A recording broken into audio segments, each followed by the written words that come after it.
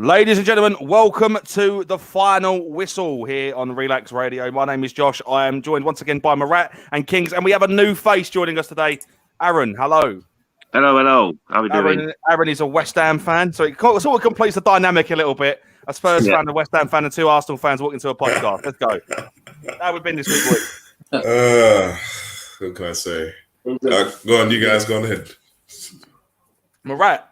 How are things, mate? Obviously, West Ham. It's not West Ham. Arsenal, new season. Yeah, new season. Not off to the best of starts. It wasn't ideal, but it's still a long way to go, and I'm behind the boys all the way. Yeah, Kings. What do you think of Arsenal's opening game? Well, I'm behind them, but as you can see, I'm slowly dying inside. But I'm behind them. I'd be dying inside if I was an Arsenal fan too, but there you go. Obviously, the first talking point has to be that 2-0 defeat to Brentford. Obviously, all Arsenal fans were pumped for the first game of the season. It's always going to be a tough game going away for your first game of the season, and then for Brentford to turn up the way that they did, I think they just wanted it just that a little bit more than what Arsenal did. Obviously, Arsenal were without a striker and some key players in that team. Murat, Kings, go on, Arsenal fans. When you saw the result, what was the first thing going through your mind? I mean, to be honest, I don't think there's a lot of colourful language I can bring here. So, honestly, like the first thing that came to mind, I was just like, this team. When will they ever learn? Like, I don't know what it is about the whole squad that just needs a change. I don't know if it's the coaching stuff. I don't know if it's the manager. Apparently, like right now, I just feel like you just got to put the whole squad in Rice. That's what I feel. You got to put the whole establishment in Rice. I don't understand because teams like Brentford, you can't be losing to a team like Brentford. As big as, how do I put it? As the type of squad that Arsenal is, or the amount of history that they've got back in them, and the team that they should be in the present day, they can't be losing to teams like Brentford. I mean, I understand losing to teams like United. I understand losing to teams like City, Chelsea, all of the big teams there. But a team like Brentford that just came up, you can't be losing to them. What does that say about Arsenal? Honestly. And I don't want to slander them. Because it's, this is my club. And as much as I hate them, I also love them too. But damn, I need to see some wins or something. Like, give me a reason to actually smile and leave the house. I don't want to go on Twitter.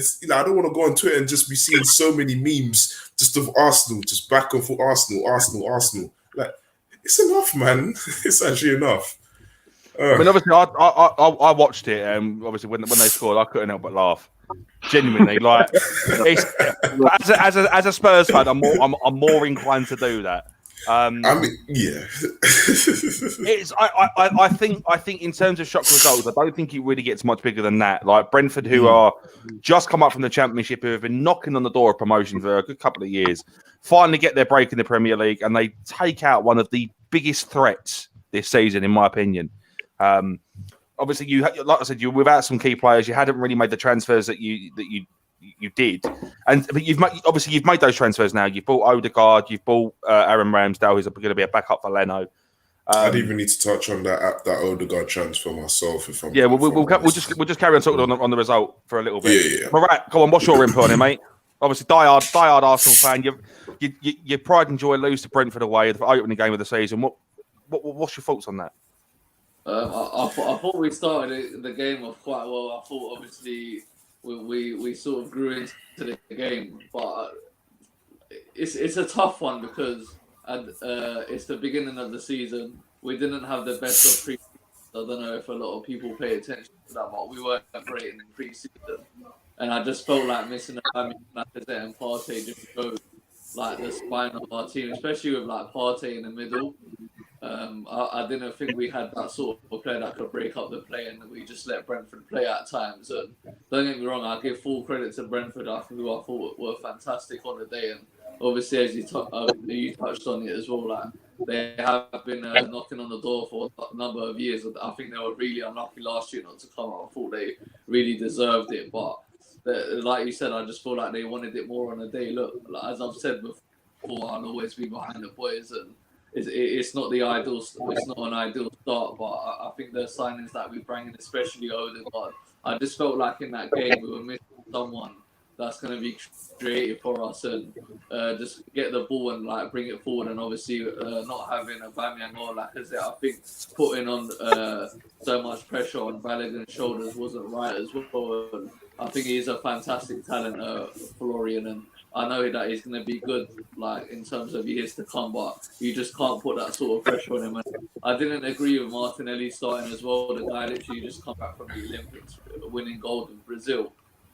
And obviously, he was just put straight into the team. I felt like we could have probably went with Bukayo just to give us that bit more directness as well. But obviously, yeah, like I said, it's not the ideal start. But there's a long way to go with bringing the transfers that we've needed. And hopefully we can go forward from that.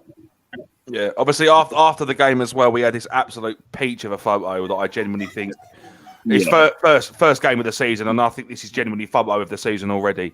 But you can tell just by looking at this photo, you can tell how much this means to Brentford fans. Like they're in the Premier League, they've just beat Arsenal, opening game of the season. No one really expected that kind of result, and yet here we are, photo of the season. So fair play to Brentford for that. Aaron, first input on the podcast. Obviously a West Ham fan. What were your takes on Arsenal's 2-0 loss? Oh, I thought it was hilarious. No, on a serious note, I felt like they definitely missed Lacazette and Aubameyang. There was a big loss.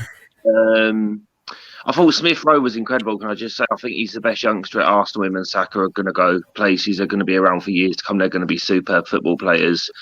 I don't just think it was a case of Arsenal's performance. I think Brentford were exceptional as well. They really turned up on the night. They wanted it. They wanted it more. They wanted it more than what Arsenal did. Definitely. And Arsenal, it's the same old mistakes for Arsenal. They couldn't deal with a long throw. The defending was a shambles at times. And I think that's an area that Arteta definitely needs to improve on. You know, he can come out with all the excuses, you know, that he goes on about Brentford players having COVID, etc. But it's a defence he needs to work on, you know. And at times last season, he was trying to play without a striker like Guardiola. And I just thought, what are you doing, man? You know, I'm glad you brought up the comments made by Arteta because that, for me, really rifled me up a little bit. When I heard what he had said, it really wound me up. For those watching that aren't familiar, Mikel Arteta come out and said that the Brentford game should have been postponed due to COVID cases within the Brentford squad, and that everyone was out to get Arsenal. Now, surely, right? So let me just address this. Surely, if Brentford had COVID cases, they should be the team on the receiving end of a defeat, not Arsenal. Yeah, right? Exactly. For Mikel Arteta to come out and say that is such a scapegoat thing to do. You cannot sit here and say that everyone is out to get Arsenal. That is an absolute shambolic statement to make. And for me, I said this the last episode that we had, right? If Mikel Arteta's results do not come in clutch by Christmas, he is gone. And for him to say that, he's putting the blame on people. He's putting the blame on the fans instead of his own team. He's not taking. He's doing the Jose Mourinho thing. He's not taking responsibility for his team's defeat. Go on, Murat.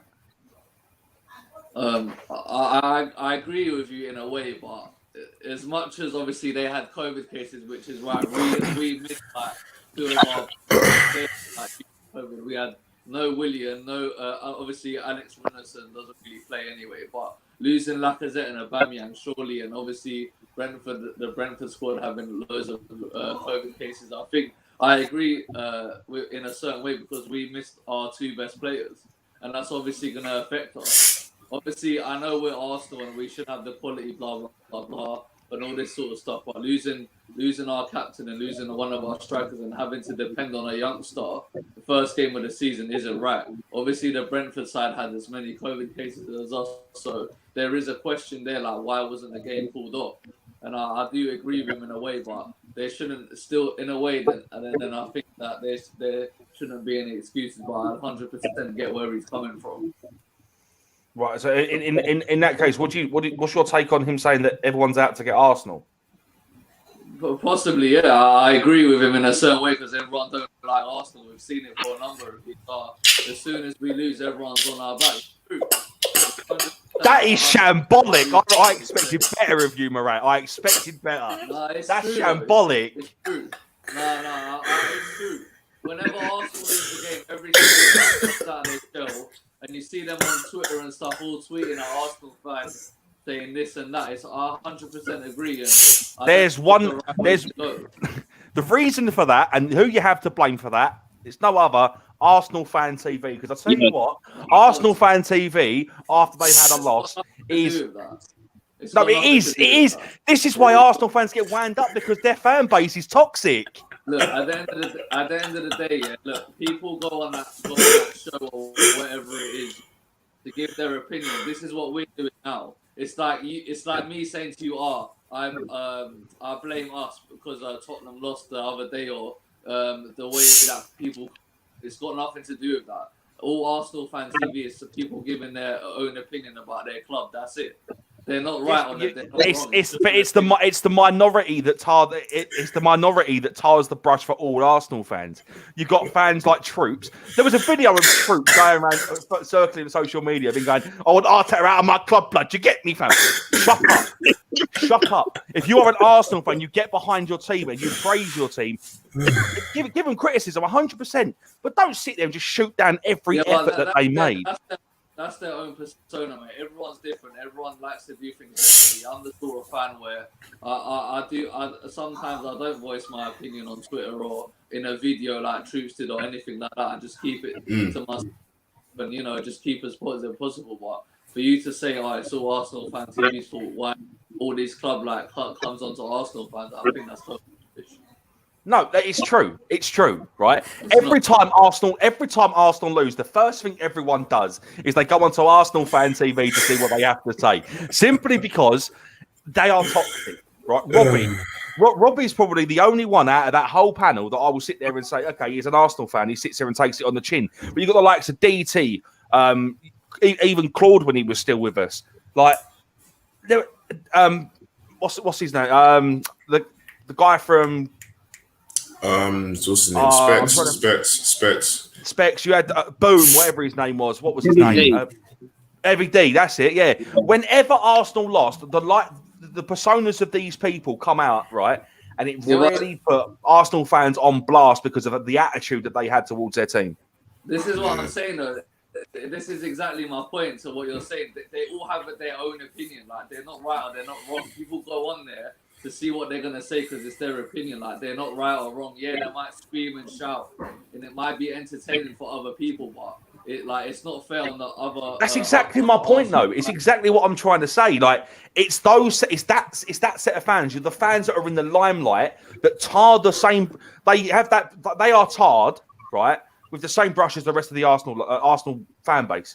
Because their opinions are the ones that are they're the ones that are publicised and they're the ones that are vocal. And because of their opinions, every Arsenal fan is going to get stick. Now, don't get me wrong. Football Twitter is toxic as heck. It is the most toxic community fan base you will ever come across on social media. Right? All teams get stick.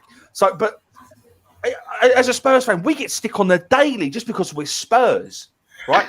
That little Portuguese outfit we played on Thursday night, right? There was a post put on Twitter by an Arsenal fan that said, "This is the biggest day. It's the biggest night for them. They're a small club and they're called Tottenham Hotspur."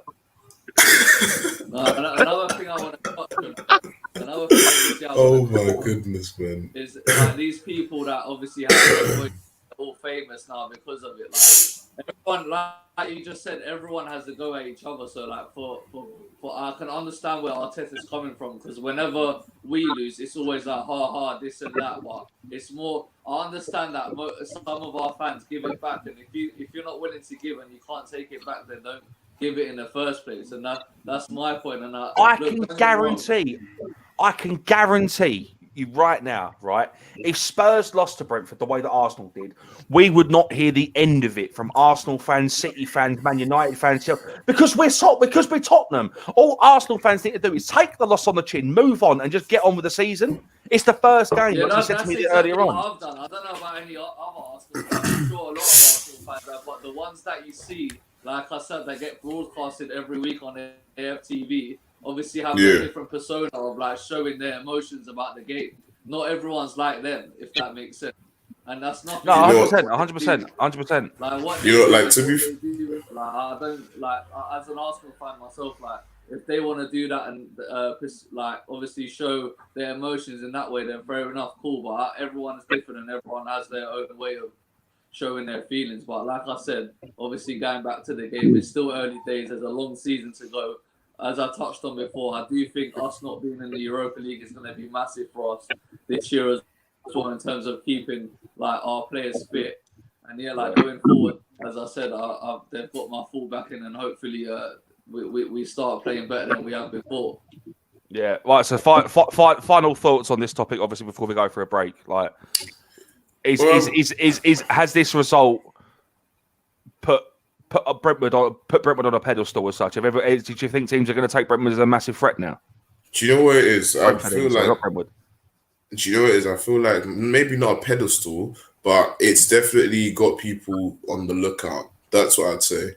Yeah. Because like Leeds, when they came up from the championship, they made their mark immediately. Like immediately. They said, yeah, they may not have won games, but they literally said, we're coming to hit hard and we're here to stay.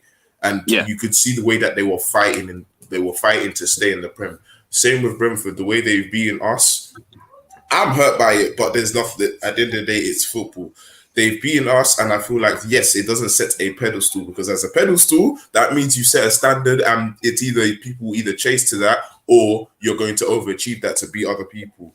I'd say it's just put them on the map and made them noticed by other teams. Agree. Like, okay, cool. Like, we gotta keep an eye out for Brentford. Do you know what I mean? Like, they're not a threat, but don't get it twisted. They will hit us hard if we think we can play about them. Do you know what I mean?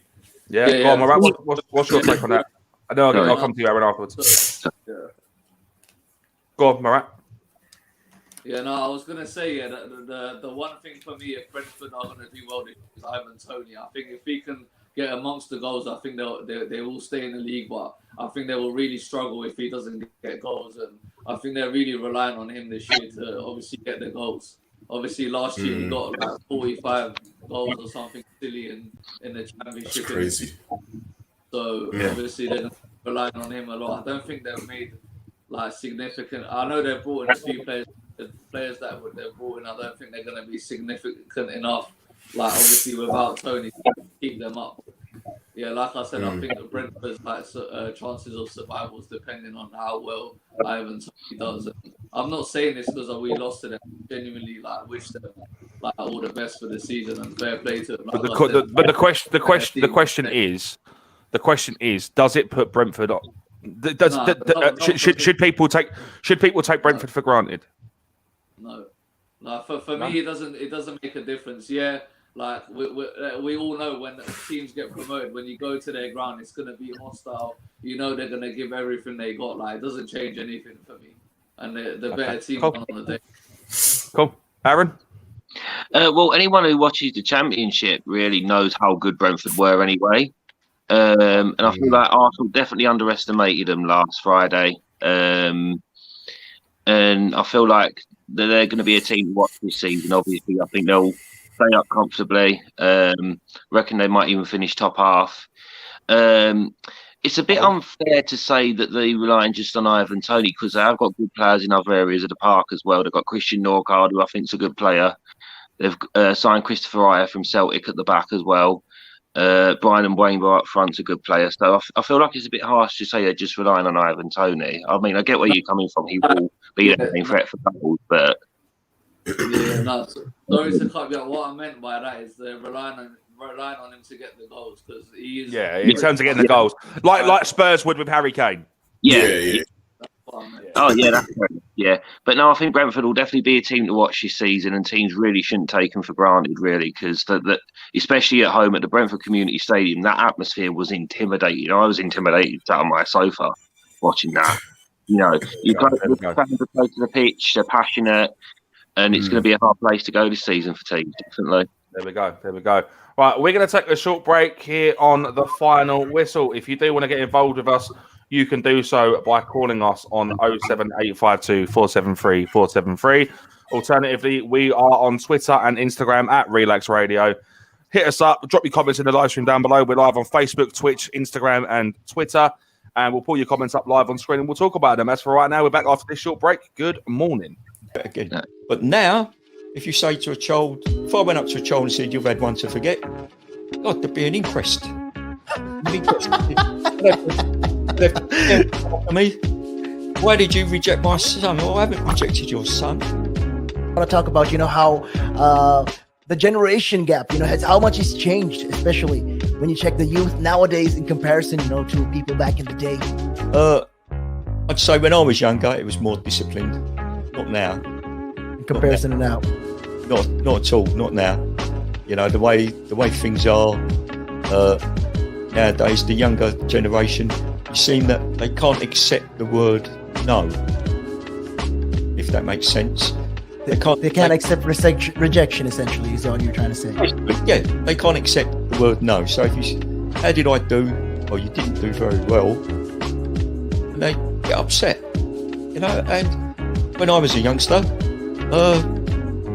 my father used to say to me, because I used to be sport mad when I was very young, well, still am sport mad, but like participating in different sports. And if I had a bad game, for example, I'd say to me, you had one to forget. That's it. Your dad sounds like a smart guy. I mean, yeah, that's the real fact of the matter, yeah. He'd say to me, you had one to forget. Get over it. And that was it. So I dust myself down and do it again. But now, if you say to a child, if I went up to a child and said, you've had one to forget, God, there'd be an inquest. Me, why did you reject my son? Well, I haven't rejected your son. Or daughter. I've just told them that they need to buck their ideas up. That's the truth right there. I mean, if you think about it, if you check the generations, like right now in the US as well, I've seen a lot of these things as well. In the UK, you get medals for participation. But what's the point? What are you trying to? Yeah, what's the point? Either you win or you lose. People are so afraid to put that whole notion of losing. When it comes to right now, the generation gap is just crazy. How much a lot has changed. Social media has taken control of our lives, and we don't even realize it anymore. We're crippled because of it. That's absolutely right, Nick. Because, as you said, nowadays it seems that you get rewarded for failure. For the life of me, Nick, I can't get my head around that. Perhaps I'm just getting old and morbid. I don't know. I just can't get my head around how you could be rewarded for failure.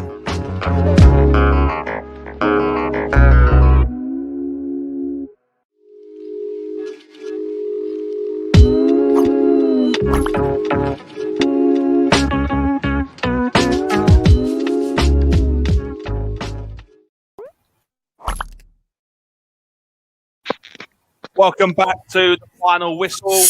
We're talking football. Just before the break, we were talking about Arsenal's shock to Brentford in the opening game of the season. Some quite some controversial comments made by most all of us, I think. Moving on.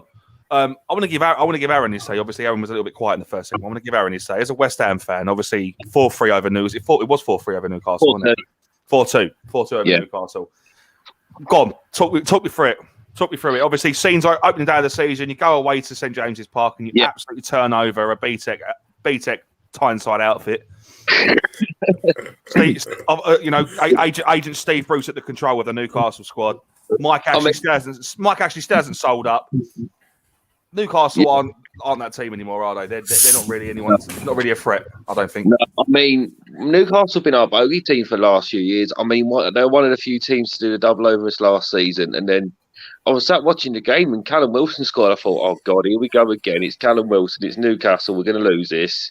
Then we went in at half time behind. I thought, oh God, definitely going to lose this. And then we was a different animal the second half.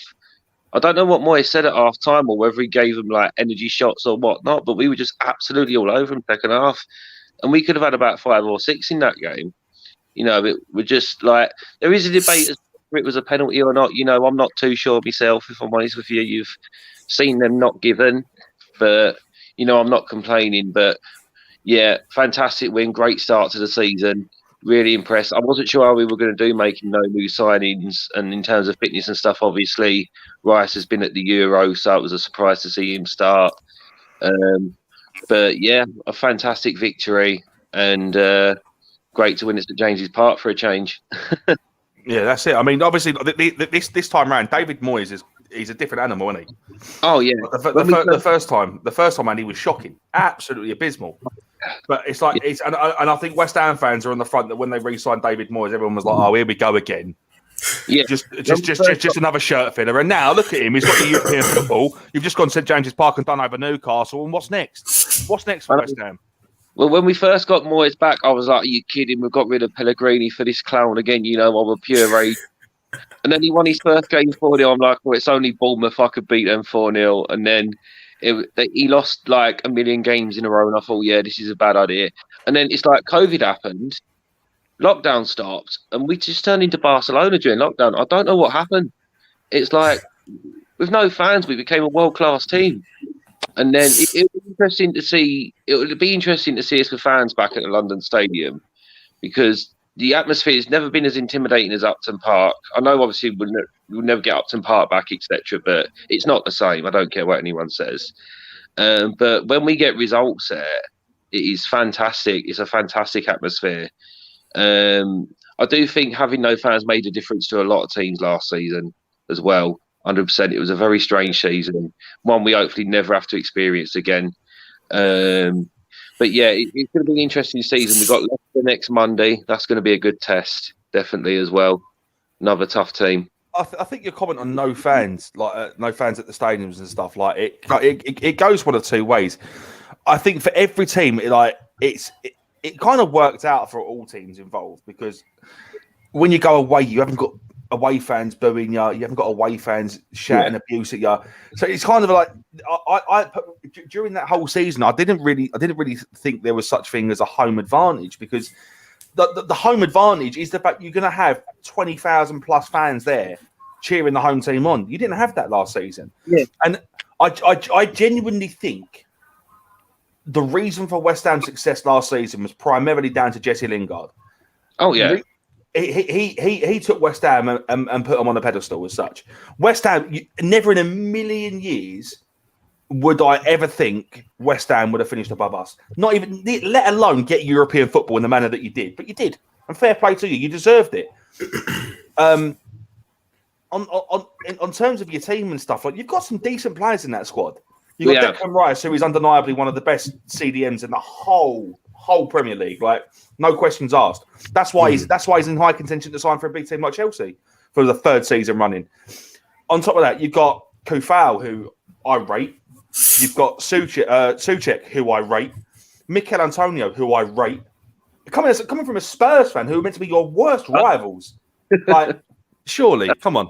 Yeah, I mean, I agree with your Lingard comments. I mean, we were doing well last season anyway, but as soon as Lingard came, it was like, wow, like we were well beaters with Lingard in our team, and we will win this season definitely permanently. It will be a big loss, but do you know what? I think this is the season for Saïd Benrahma. He's looked fantastic pre-season. He was absolutely class against. You got him from Brentford as well, didn't you? We did, yeah. And it took him a while to score his first goal. But once he scored that first goal, his confidence just shot up. And do you know what? He could be 15 goals this season, I reckon. Maybe pushing 20 if he carries on his form. Obviously, we're going to lose him in January because it's the African Cup. So that'll be a big loss as well. That's a big loss for a lot of teams, though. Liverpool were going to lose a couple of players in that as well. Definitely. That'll be an interesting time because a lot of teams, have got quite... Well, we've got world-class African players with a lot of big... Well, I mean, you're forgetting as well, we've got the World Cup this year. Yeah. November. Is it next year? Is it next year? It's next year. Oh, it's next year. Never mind. Ignore that. You confused me. I was so excited for a second. Yeah, I was. Yeah. I don't know any... Yeah, Benrahma's looking fantastic already. I think if Antonio stays fit, he's going to be again 15 goals this season, maybe, if he stays fit. I think we just need to make some more signings. With Europa League coming up, we've got a paper-thin squad. We're going to want to rest players on a Thursday. We're going to maybe want to rest players on a Sunday in the Premier League, and we can't do that with the squad we've got at the moment. We've sold or loaned out all our youngsters, so that's no good. Stay and play them. I think we've got how many days left of the transfer window now? Is it 10? 2 weeks. 2 weeks left. No, it's not even 2 weeks. No, it's not. It ends on the 31st. Yeah. And 10 days. 10 days. Yeah. Yeah. We've got 10 days left of the transfer window, and we're West Ham. We notoriously make 3 or 4 really good loan signings on deadline day, and that's it. That's our business done. So I've not given up hope yet, you know. I mean, I just want Jesse Lingard to walk through the door and I'll be happy with our transfer business. But he's not going to walk through the door. He's not going to walk through the door. He's not going to walk through the door. He's in Solskjaer's plans, mate. Like he's made that clear, and I think Lingard falls into that Man United squad now perfectly. Jadon Sancho's in that squad now. That's a nice link up there. We saw the work he put in at the Euros. That's a nice link up. They got Harry Maguire, Luke Shaw. That's going to be a nice link up with Lingard in that squad. So I do not see in any way where Lingard leaves for West Ham. No, not a chance. I've resigned myself to the fact it's not going to happen. I mean, there's all this stuff on Sky Sports and that saying, oh, he's on the cheap. But I'm like, would you really let a player like Jesse Lingard go for 15 million? Absolutely not. No, absolutely not. I mean, in today's market, you would be looking nothing less than 35 million for him. Exactly. Yeah, it's all a load of rubbish. I don't believe a word of it. And do you know what? I don't begrudge him if he gets in a Man United team. Good luck to him. He deserves it after what he done for us last season. You know, like I could find that man in bed with my missus and I'd still like him. Do you know what I mean? He just, you know what I mean? No, he was just so phenomenal for us last season.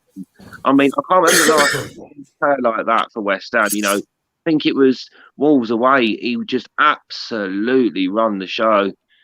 And like I say, we're missing this season, but I think we'll be all right. You know, I think if we get top 7 again, it'll be classed as a good season. I'm not getting ideas above me station. You know, we're West Ham. We're not a massive club. We did overachieve a bit last season. Don't get me wrong. We did. I don't think you did. I think you achieved what was rightly deserved, mate. To be fair. Oh no, I mean it was deserved for that season, but in terms of West Ham as a club, we overachieved. It's not normally where you'd expect us to finish, is it? In the long run of things, we normally. No, but I mean, in the Europa League, you've got a track record of losing to Astragugu or whatever their bloody name is. Well, it's all right. We're not even qualified this year, so we're all right. Oh, you're all right. Right, go on, Marat Kings. What's your take on West Ham's opening fixture? Because obviously, for me, I thought it was a pretty good run-in. To be fair. Pretty good show of form. Do you know what? Actually, I'll let Marat take this one. I agree with Aaron. I just don't think they've done enough business to compete in both the Europa League and the Premier League. I think what Aaron touched on is their squad is quite thin out. And looking at their squad, like I said, I don't think they've brought in too much. I think from what I was reading, I think Jesse Lingard is possible to happen again.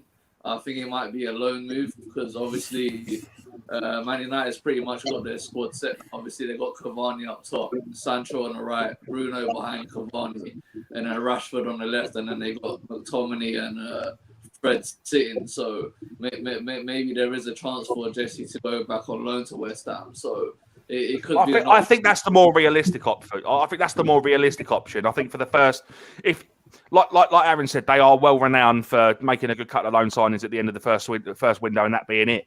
If they get Lingard on loan again for 6 months, that's good business. I think definitely very good business. Earns United some money, earns Lingard some more playing time. Yeah, I couldn't agree more. Yeah, I think in terms of like going forward, what Aaron said is I think they need to strengthen a bit more to obviously compete in both competitions. So it's going to be interesting to see who they're bringing. I think they brought in a fantastic signing in Areola. I think that's really good, healthy competition for Fabianski, obviously ex-Arsenal. So, and don't get me wrong, I think Fabianski's been fantastic since he's gone to West Ham. So it's only healthy competition for him. Obviously, you touched on Declan Rice, who for me is probably, if Declan Rice does stay at West Ham, he's definitely their future. He's a fantastic player and he's just shown how good he is at the Euros as well. So I think West Ham got like an absolute gem in Declan Rice. So there's still, like Aaron touched on, obviously Ben Rama as well. He was fantastic at Brentford when obviously I think when Watkins was there and they had Mbuemo on the other wing. I thought they were unlucky to come up that season when they had them three up top. So yeah, I'm excited to see how Ben Rama gets on because he reminds me a lot of like Riyad Mahrez. Obviously, he's Algerian as well. but he's right-footed, so he reminds me a lot of Mahrez. And I think he's an exciting player to watch. But one player I want to give a lot of credit to at West Ham is Mikel Antonio. He went from like a right back to a right mid, and now he's playing up top. And that finish against Newcastle on the weekend to score the fourth goal, that was a fantastic finish. I know he's been doing it for since last season now, and I think they've sort of found the right position for him now. I mean, he's big, he's obviously strong, he's very quick as well, and he looks like he's been practicing his finishing in pre-season. So I think it's exciting times for West Ham. Like I said, I think for me, the only problem is obviously the squad and how thin it is. But hopefully for Aaron and West Ham United fans' sake, that they strengthen it a bit more. And, like the sky's the limit. Like Aaron said, I feel like they really overachieved last year because they didn't have a lot of. Whereas like seasons before, that West Ham always have that sort of pressure on that they have to do well, especially when like Dimitri Payet and them lot were there. So yeah, man, it's definitely exciting times for them, and I'm intrigued to see how they get on this season. Yeah, I mean, obviously Moyes has actually been asked. This has only come out a couple of hours ago from West Ham News. When asked about it, does he hope he can bring more signings in? He said, "Yeah, I do. I hope to be able to do some more business. We have been trying hard, and we are trying to add to a good group of players and get ourselves some more options. We know we have a challenging season ahead of us, an exciting one, and I hope we are able to do something. But in this business, there are no guarantees," which is, I think, it's a pretty fair statement to make. Yeah, like, fair enough. It's a very fair statement to make. Obviously, West Ham want to do business, but you've got to think realistically. Like, West Ham aren't going to be bringing in Lionel Messi. They're not going to be bringing in Kylian Mbappe. They're not going to be bringing in Laporte or anyone like that. They are West Ham. They are Europa League players. Yeah. They really. You're not going to expect some world class player to walk through the door, are you? Like, you're going to expect someone that's going to add to that dynamic of that squad.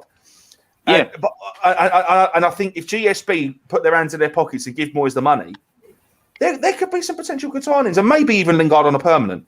If they offer the money that Man United want, but I think for right now, realistically, a loan deal is more suitable.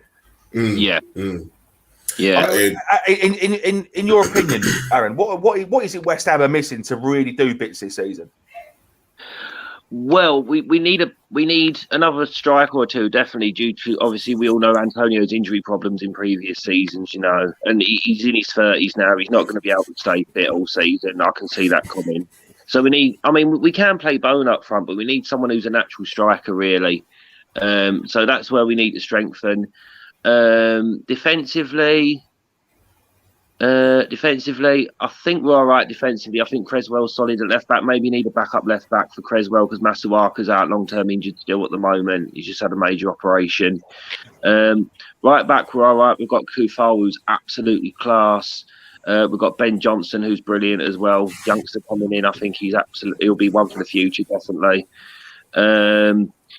Midfield, I mean, who's really going to get in the team over Souček and Rice all season? We've got Noble as well in there. We've got Connor Coventry. So I feel like the only place we really need to strengthen is just a couple of strikers, really. I mean, we've got enough. We've got good defenders.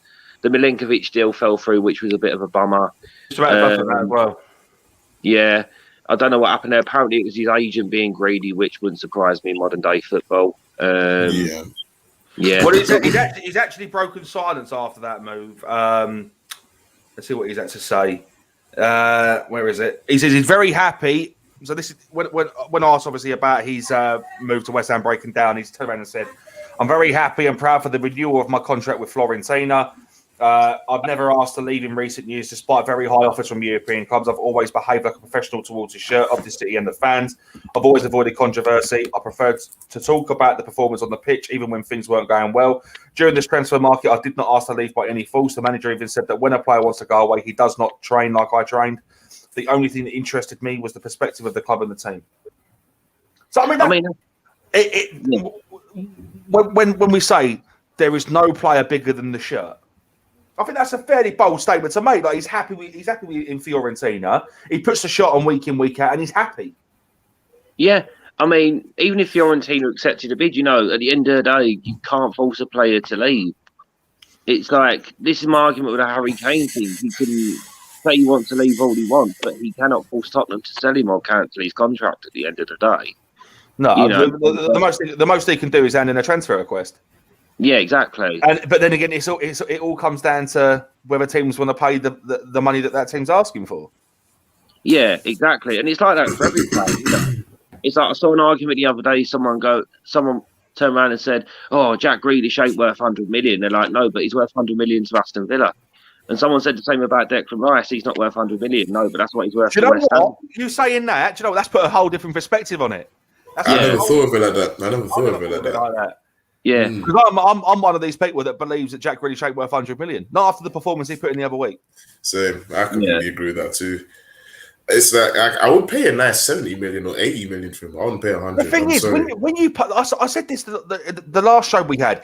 If you're going to pay £100 million for someone, you want someone that's going to fall into that squad there and then. You don't want to spend £100 million for someone who's a prospect for the future. Yeah, see, 100 mil is a very big investment. For me personally, if you're paying 100 mil, I need to see £100 million worth of playing, like not playing time, but I need to see 100 mils worth of playing quality. That's what I need to see. If I'm paying, got his hand up and he's laughing. He's got an opinion on Jack Grealish. Yeah. He ain't worth no matter what you say. Don't get it twisted, because I love Grealish. All I'm gonna say is how many games have we played? One game. Okay, let's talk when it's after we played 38 games, and then you can judge him if he's worth 100 million or not. No, what I'm saying, you don't spend £100 million on someone for them to put in. Josh, it's just one game, mate. I want to swear. I really want to swear. Really want to swear. You cannot pay £100 million for someone who's going to put in poor performances. Listen. If it was 10, 20 games, I'd be like, fair enough. You can say that, but it's been one game. The whole season. By Christmas, watch. By Christmas, watch. And when I say I told you so, that's it. Done. It's done. not about that though. You proved me wrong. And fantastic, Mark. For me, like I said, podcast before. For me, as well as Aaron touched on, if Aston Villa want to sell him for 100 million. Like, he's their best player. They're gonna want every single as much money as they can get out of him. For me, like I've said before, in my opinion, he's worth 100 million. I don't care what no one said. He's a fantastic player. He can go into any team into the Premier League, and he's gonna make a massive difference this year for City. I can guarantee you that, because like we saw on the weekend against Tottenham, Sterling I don't know what's wrong with Sterling. Like, he just doesn't seem the same player that he was before. But I personally don't think he's happy in that City squad. I don't think he's happy. Yeah, because Raheem Sterling was England's best player at the Euros by a mile. Yeah. He played his absolute socks off at the Euros. And then he's just turned up for Man City, and it's like he don't want to be there. He's like, I can't be bothered with this. Do you know what I mean? We can touch on this after the break, I think, because I think it's a very, very, very, very good topic to go on to. If you want to get involved with us, you can call us on 07852 473 473. We are on Twitter and Instagram at Relaks Radio. We are live on Facebook, Twitter, Instagram, and on YouTube. If you want to leave any comments down below, do so, and we'll pull your comments live on screen. We're going to go for a short break here on Relaks Radio, and we'll be back after this short break. Good morning.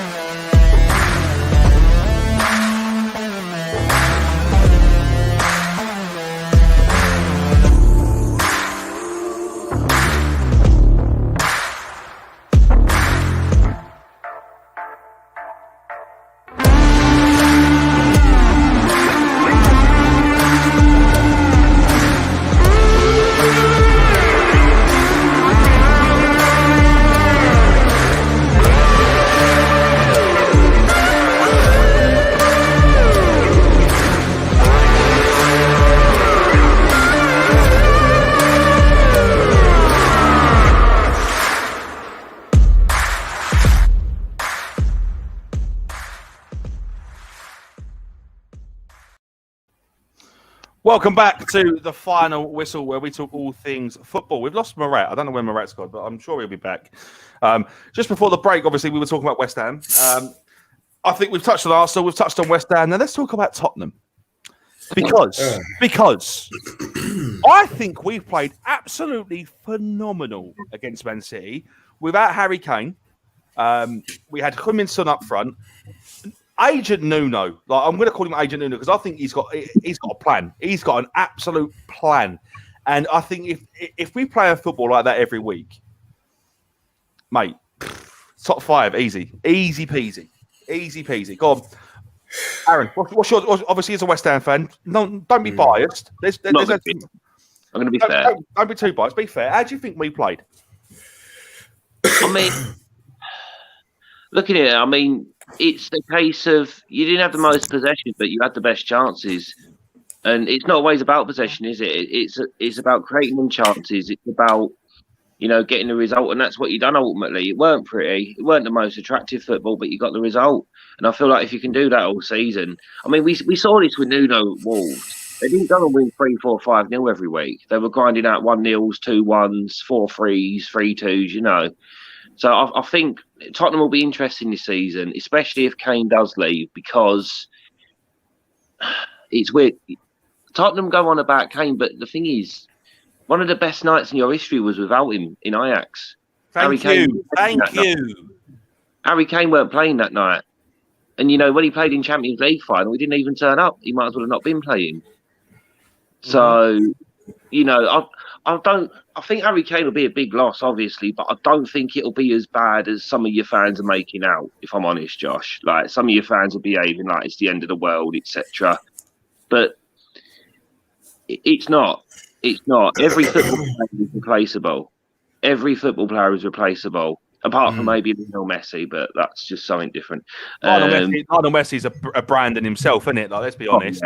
Yeah. But no, it'll be an interesting season. I mean, I know you lost on Thursday, but I don't think anyone, that's not really high. Frankly, could not care any less about the Europa Conference.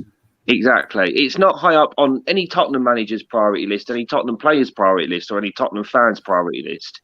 I think your priority this season should be trying to win Carabao or FA Cup and getting back in the Champions League. That should be your goal.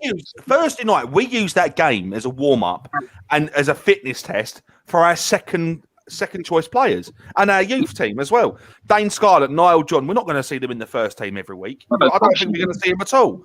Dane Scarlett, don't get me wrong, will do things. He will do things, but not right now. He will do things in a couple of years. Yeah. And I mean, it was a good little test for Galini as well. I mean, Galini put in a fairly good effort against Arsenal in that mine tournament thing.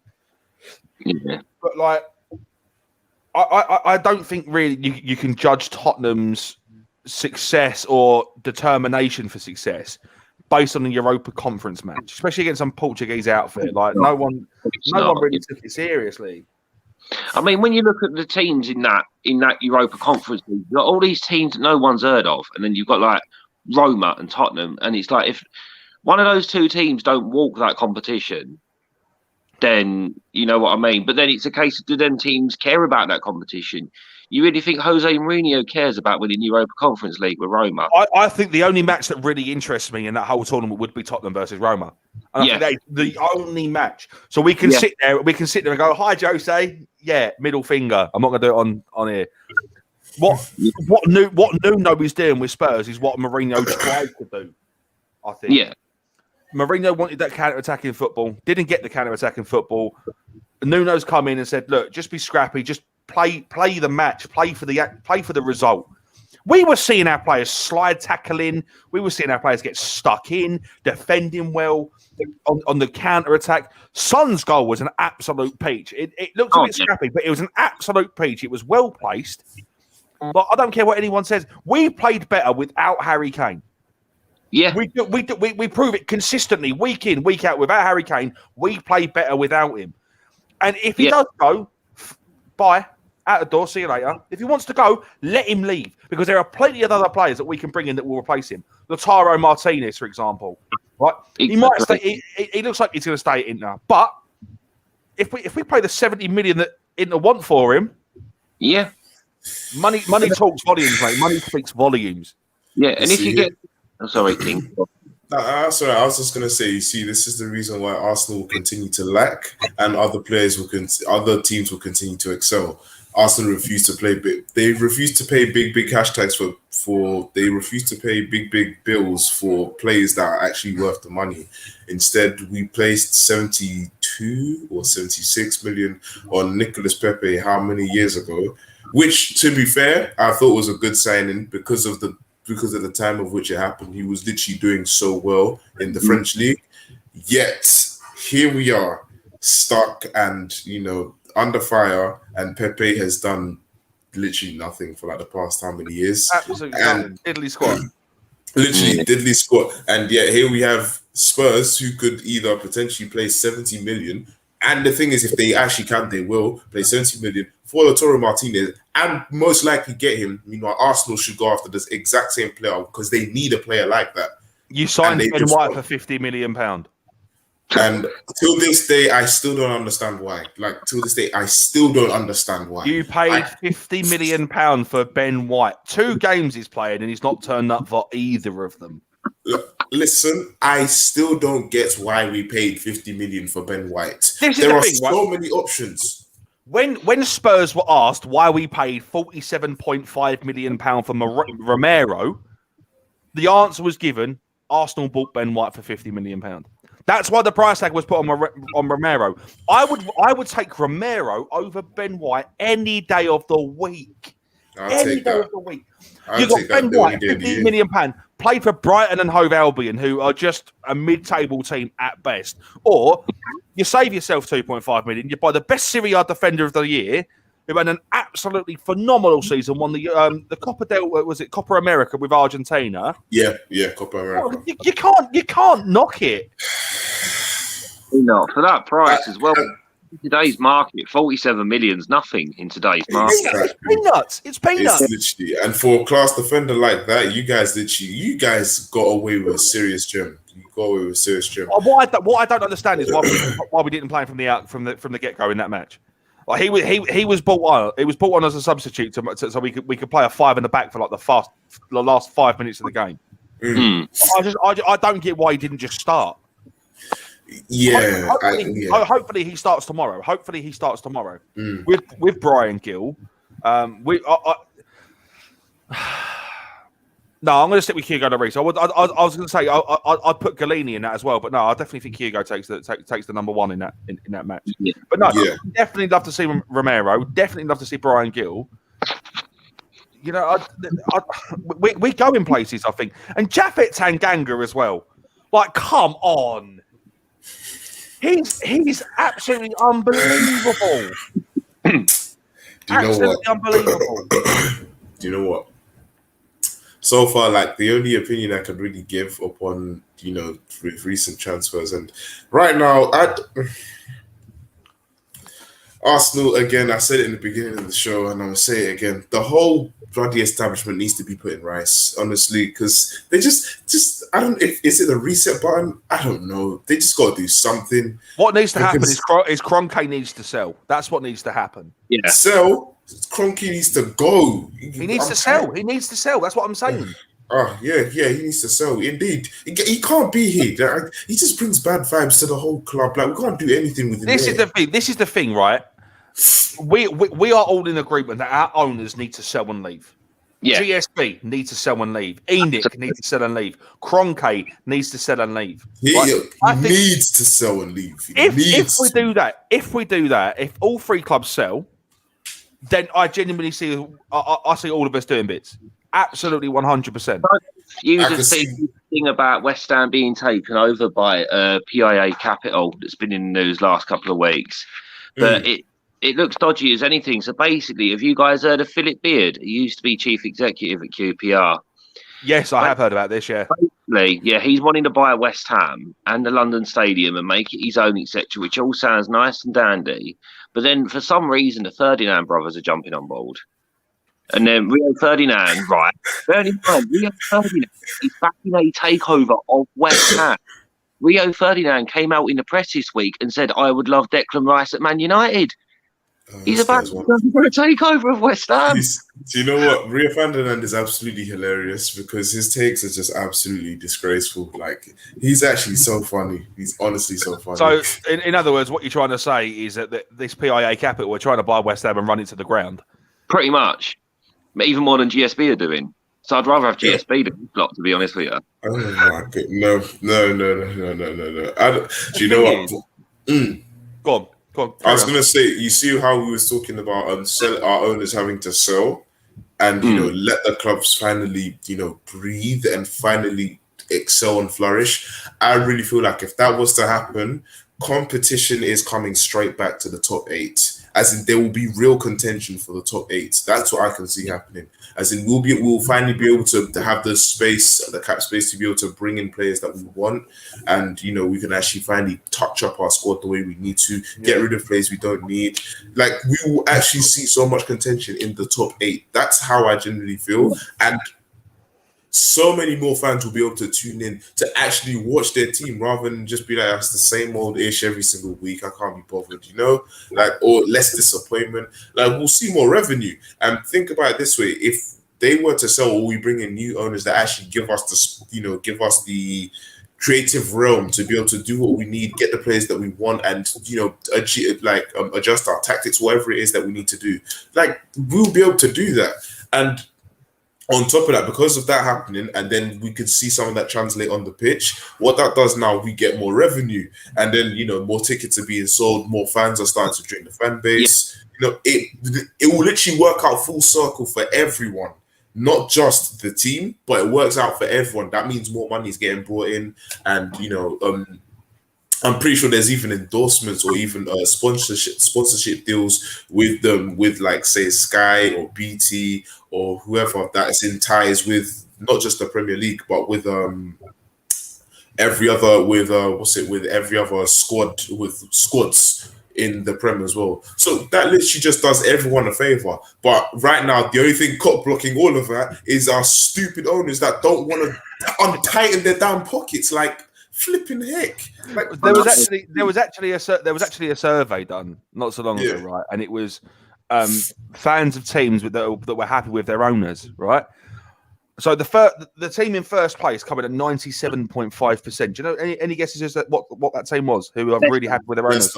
Leicester. Has to be Leicester. And do you know why they love it? Because their owners are fans. They love that club. They cherish that club. We saw it in the FA Cup final when Leicester won. The owners come on the pitch and celebrated with them. Yeah. That is what every football club needs. Every football club needs an owner like that. Literally. But you don't see Stan Kroenke on the guy on the touchline cheering on his team, do you? No, he just sits in the rafters and just because you know what it is, because he's been an absolutely abysmal owner of a football club. Same with Daniel Levy, same with GSB, right? They've been absolutely abysmal owners. They sit in the rafters and they slide off because they don't want to take the stick. I can't deal with that, man. I can't. They need to go. Like, I'm getting tired of seeing owners like Stan Kroenke himself just there, just for the sake of the money, because he doesn't want his pockets affected. Listen, if you want to do that, go and destroy another club or go and destroy someone else. Like, we're not here for any of that, because at the end of the day, the one thing that's going to happen, which I feel like has to happen, is Arsenal fans will finally hit that, and when they do, I feel like they'll finally hit that point where they've just become tired, and no one will, I feel like it has to happen. No one will fill up the stadiums. People will stop watching games. No one buys merchandise. The whole club will have to just they'll have to go into some sort of not even repossession. They'll just have to go under maintenance. Everything will just fall apart. And when that happens, it will be so much worse for Stan Kroenke. It will be way worse for Stan Kroenke if all of that happens, because now he's losing money completely. He could sell and gain his profits and do whatever he wants with it elsewhere. Stan Kroenke is bad for today's football. Oh yeah, so he's just bad for business. He's bad for today's market. Literally. Stan Kroenke is a case of a foreign owner who has no idea about the English game, who's in it to make a load of money. That's what it is. Pretty much. He has no idea about the English game, the English fan base, the passion. He's got no clue at all. Exactly that. I'm really hoping it bites him in his backside, because when it does, I hope it hits hard and it finally teaches This him. is the thing about Arsenal, right? Like every season, we see Arsenal make some good signings. Don't get me wrong, right? They will pay out reasonable money for decent players, and yet they still do nothing about it. They still do absolutely nothing, right?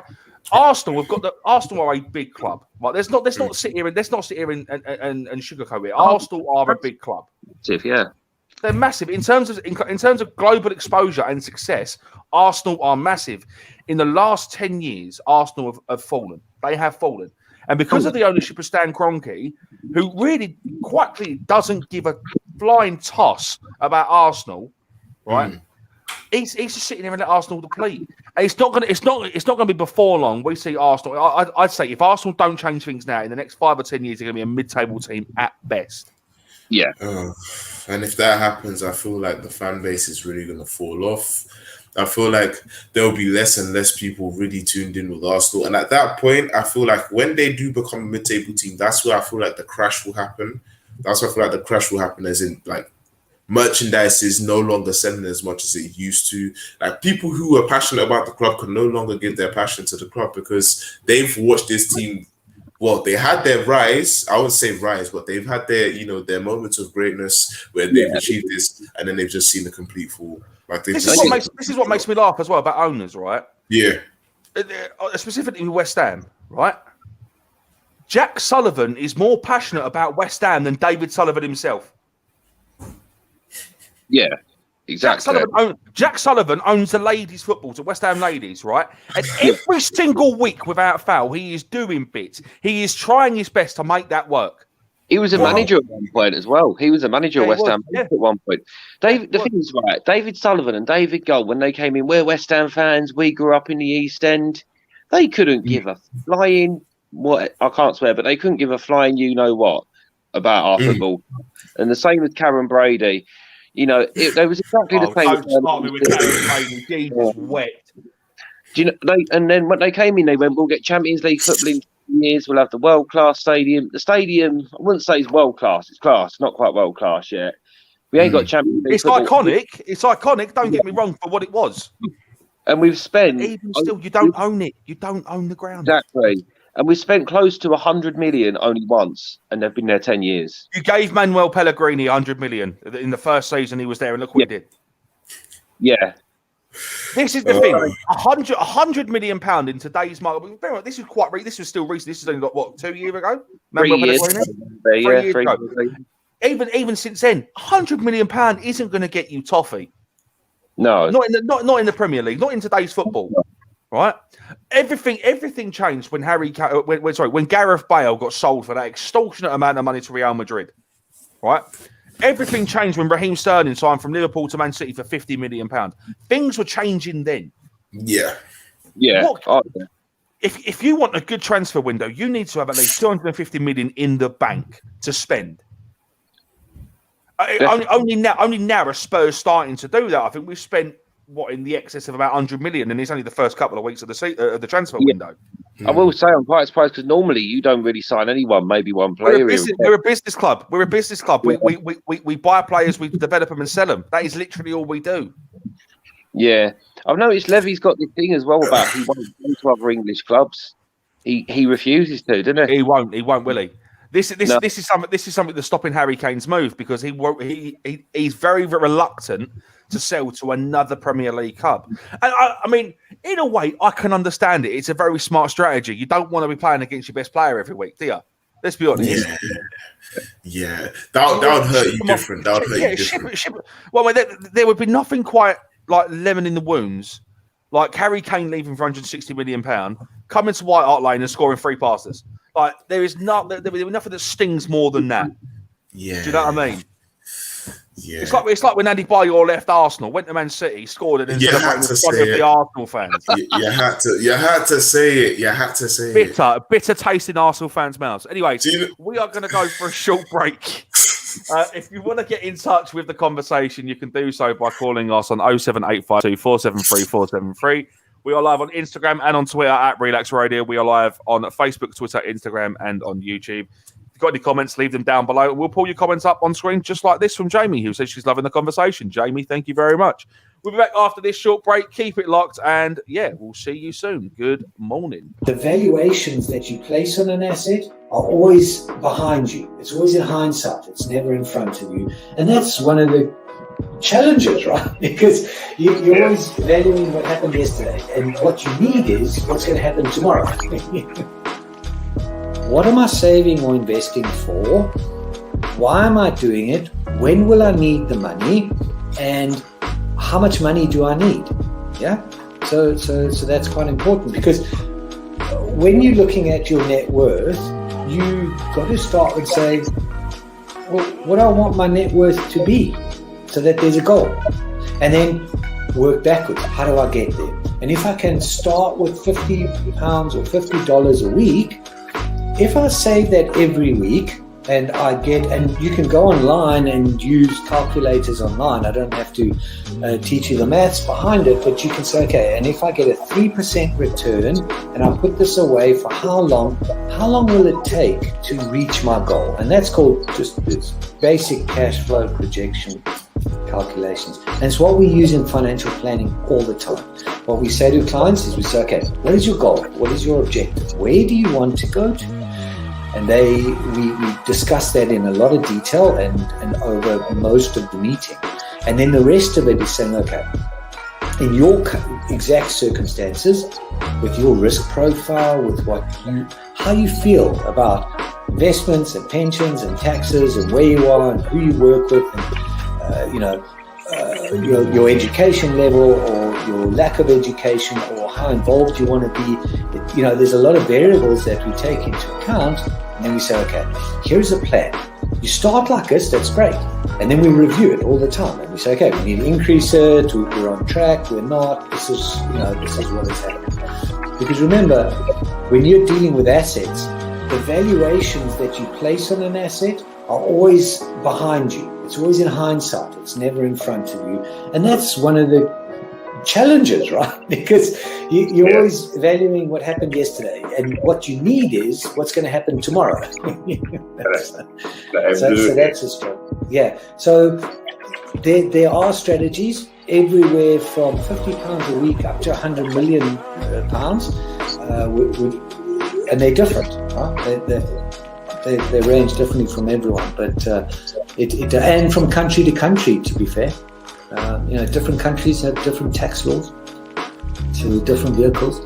But from your point of view, at the sort of normal end, I'm not going to call it the low end because I'm in that boat as well. It's as tax efficient as you can get it. That's where you start. You use all the tax efficiencies, and then you step up into different things.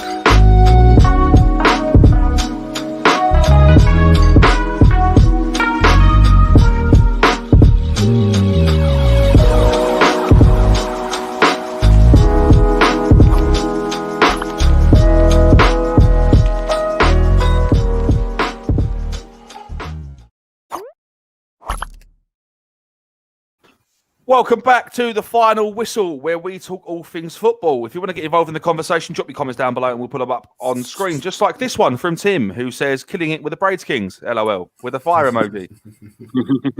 Right, so, just before the break, we were talking about, obviously, ownership within football clubs and stuff. And I think right now, obviously, we've got 40 minutes left. I think right now is probably a good time to talk about the upcoming fixtures for today and tomorrow. Yep. Specifically the Big Six and our teams respectively. So let's start off with this one, kicking off in just under 10 minutes. We've got Liverpool versus Burnley. It's at Anfield. What's everyone's takes on this?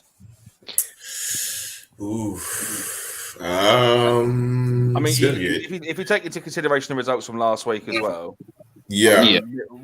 Liverpool turned over Norwich 3-0, and Burnley, where are Burnley?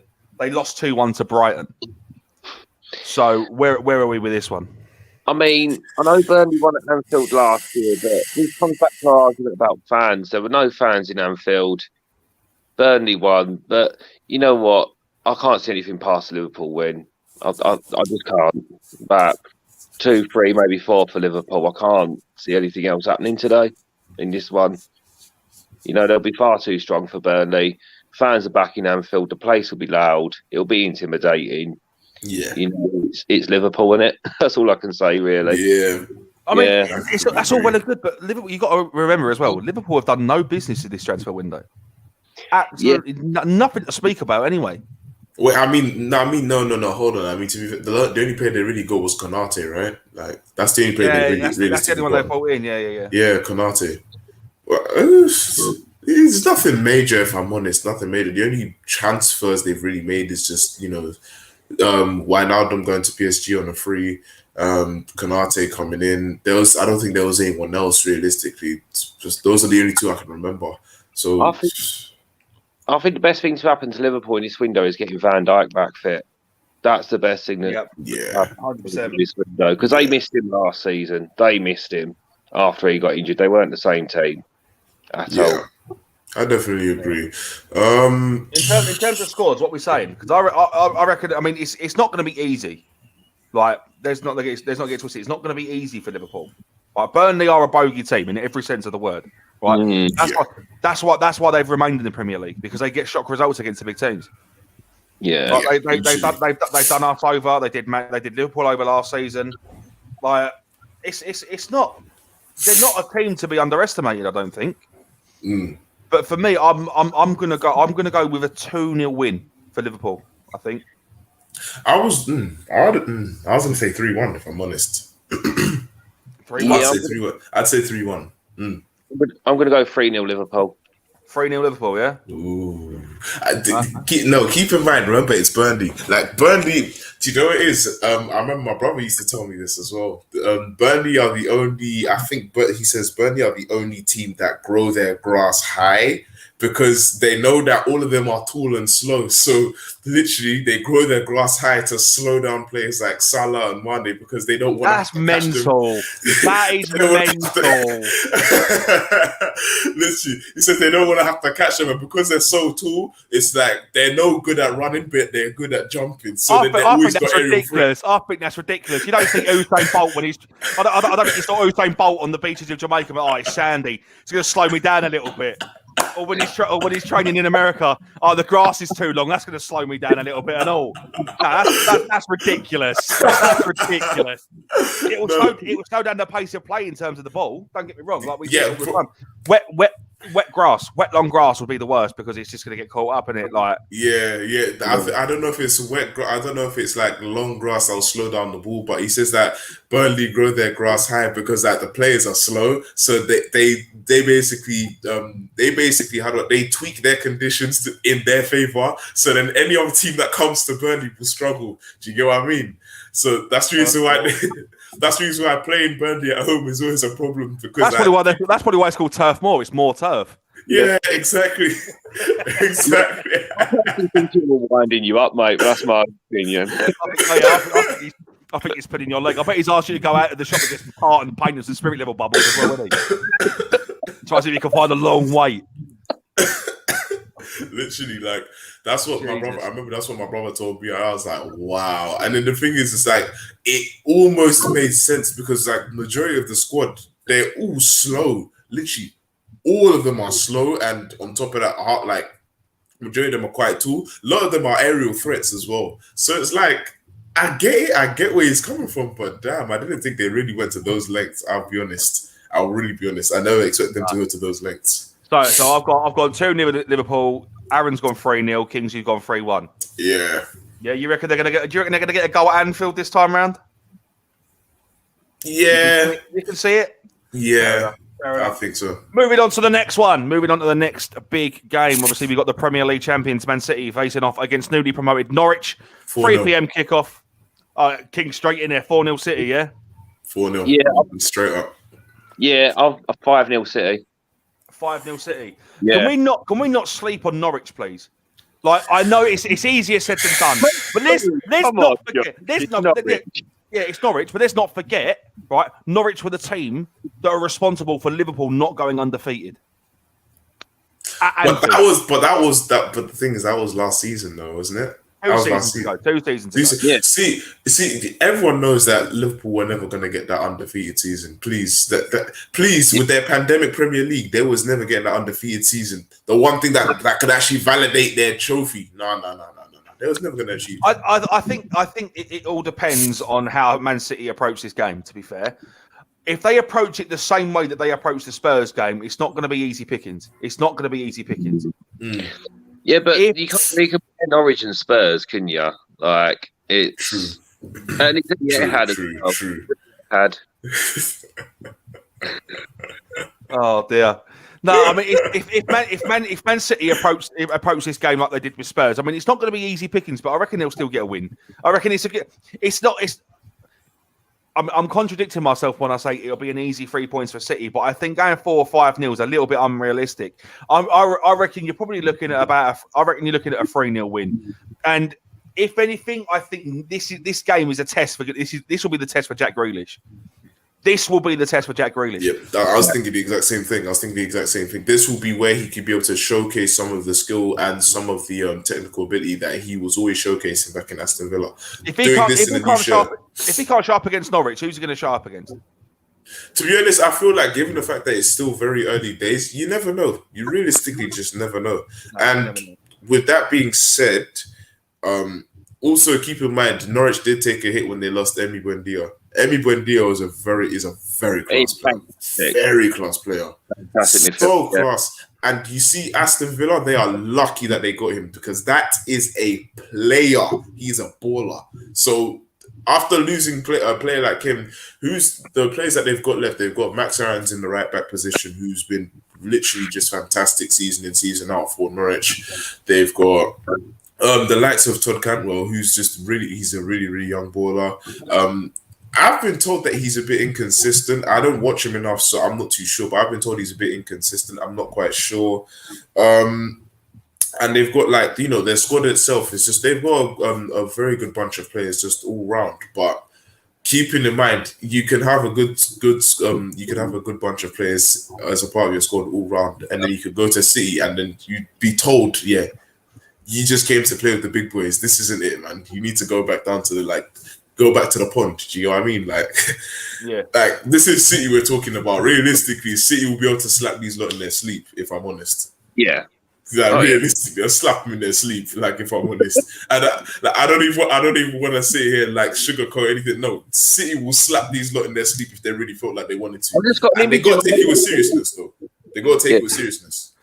I've just got an image in my head now of De Bruyne going up to Pookie while he's in bed and slapping him round the face.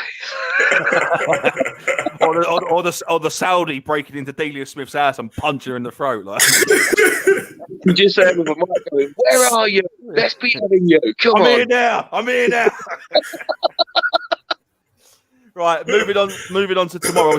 We're only talking about the big teams. We're not talking about anything like Brighton and versus Watford. I don't really think that's worth talking about. No. Moving on to tomorrow, the 2 p.m. kickoff tomorrow is Southampton versus Man United at St Mary's.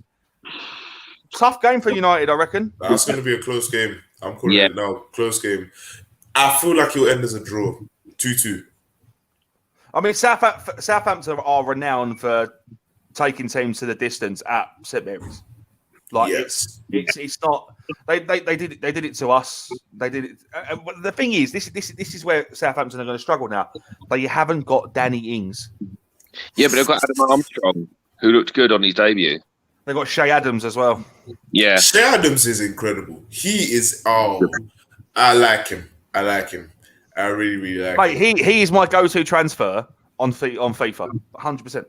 Yeah, something about Shea Adams is he's a special kid. He's a special kid. Well, he had a phenomenal Euros for Scotland. I mean, obviously Scotland didn't get the results, but Shea Adams turned up. Shea Adams turned up. Yeah. I like Shea Adams, and I feel like yes, they did lose Danny Ings, but Shea Adams, they can't forget about Shea Adams. That kid right there. That kid right there, he's going to bring something special to Southampton. His comment is huge. This comment the big boys are quarantined. The big boys are quarantined. Man United are going to be losing some big names in that match. Who's quarantined? A fair few of them. A fair few of them. Massive. A fair few of them. Up north, there's been a massive surge in the COVID cases, so a lot of them are isolating. Oh, I mean, Aaron, you've experienced it yourself, mate. You live up north, and you know what it's like up there in terms of the surge of COVID cases. Yeah. I mean, there are some games that have been rearranged. I mean, having Harrogate Town versus Leyton Orient in League Two, that's been rearranged because Harrogate have got loads of COVID cases. COVID's a killer for football. I think COVID's a massive issue for football. It doesn't allow the game to flow the way it should. No, it doesn't. I mean, you're going to get rearranged fixtures, so you're going to get weeks where you're not playing any games, and then you're playing 4 games in the space of 10 days. Yeah, exactly. So, you know what I mean? Because of rearranged fixtures, like I don't think it's beneficial for anyone. Not only that, but I feel like it also definitely takes a huge toll on like players' fitness as well. Because imagine 4 games in 10 days. 100%. Like, you know, cramp is real. You know, like cramp is real. Imagine trying to play back-to-back games in the same week 4 times. Oh boy, someone needs to be rested at some point, or like they'll just have to find a way where they just have to split up people's minutes. Well, let's imagine let's think about it like this: if West Ham have to rearrange any fixtures because of COVID, West Ham are stuffed. Yeah, we are. Europa League, Premier League, rearranged fixtures. Yeah, COVID is really isn't looking good.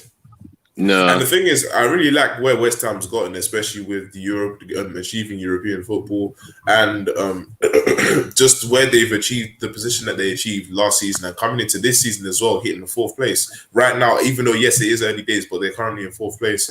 Like this is something good. This is something you want to see from teams that you wouldn't naturally see in the top 8. You know. It shows there's contention in the Premier League, and this is the excitement that a lot of fans have been waiting to see. We need to see this type of thing. We need to know that the Premier League isn't always just going to be 2 top teams and then the rest are fighting for everything else. Like, no. It's beautiful. I think that was proven when Leicester won the title, to be honest with you. I think it just changed the whole landscape of the Premier League when that happened. I don't think anyone in a million years could ever have said that was going to happen. I mean, my mate's daddy's a Leicester fan. He's like, I knew we were going to win before the season started. I thought, no, you didn't. Shut up. No, you didn't. No. Right, and obviously, so moving on, obviously, to the next fixture. We'll touch on West Ham in a minute. Moving on to the next fixture, same time, same kickoff. Wolves versus Tottenham at the Molineux. Tough game for us. Very tough game for us. I think the only thing we've really got in our favour is the fact that Nuno knows that team inside out. Yeah.